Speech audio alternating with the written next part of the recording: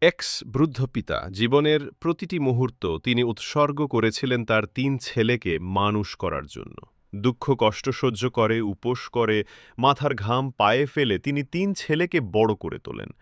বড় ছেলে এখন একজন চাকরিজীবী, মেজ ছেলে একজন ব্যবসায়ী আর ছোট ছেলে কৃষিকাজ করে কোনো রকমে নিজের সংসার চালান।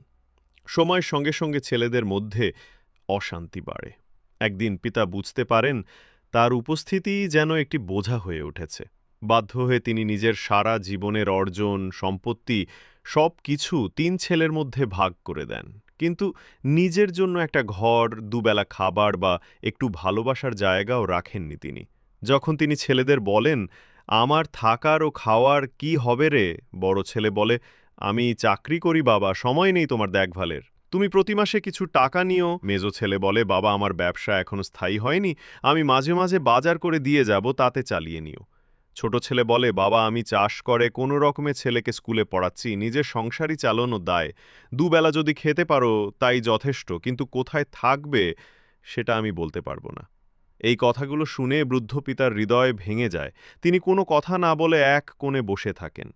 চোখ থেকে জল গড়িয়ে পড়ে আর মনেই মনেই বলেন, "হে ভগবান, আমি জীবনের ৩০ বছর কঠোর পরিশ্রম করেছি যেন আমার ছেলেরা অভাব না বুঝে বড় হতে পারে। কিন্তু আজ আমার নিজের জীবনের শেষ ১০ বছর সামলাতে ৩ ছেলে মিলে পারে না।" পিতার চোখে শুধু অপার শূন্যতা। তিনি আর কিছু বলেন না। হয়তো ভেবেই নেন তার জীবনের আশ্রয় আর এই সংসারে নেই। মূল বার্তা: পিতামাতার প্রতি দায়িত্ব এড়িয়ে যাওয়া উচিত নয়। সন্তানের দায়িত্ব শুধু নিজের ভবিষ্যৎ নয়, যারা সেই ভবিষ্যৎ তৈরি করে দিয়েছেন তাদের সম্মান করা। বার্ধক্যকে বোঝা নয়, ভালোবাসা দিয়ে আশ্রয় দেওয়া উচিত। পিতামাতাকে কখনো দুঃখ দেবে না। সন্তান হয়ে কখনো পিতামাতার দায়িত্ব ছোট করে দেখা ঠিক নয়। বার্ধক্যদের সব সময় যন্ত্র নেবে। একটা কথা সব সময় মনে রাখবে, তুমি তোমার বাবা মাকে তুমি যেমন রাখবে, তোমার সন্তান তোমার তেমনই রাখবে। তোমার থেকেই তোমার সন্তান শিখবে।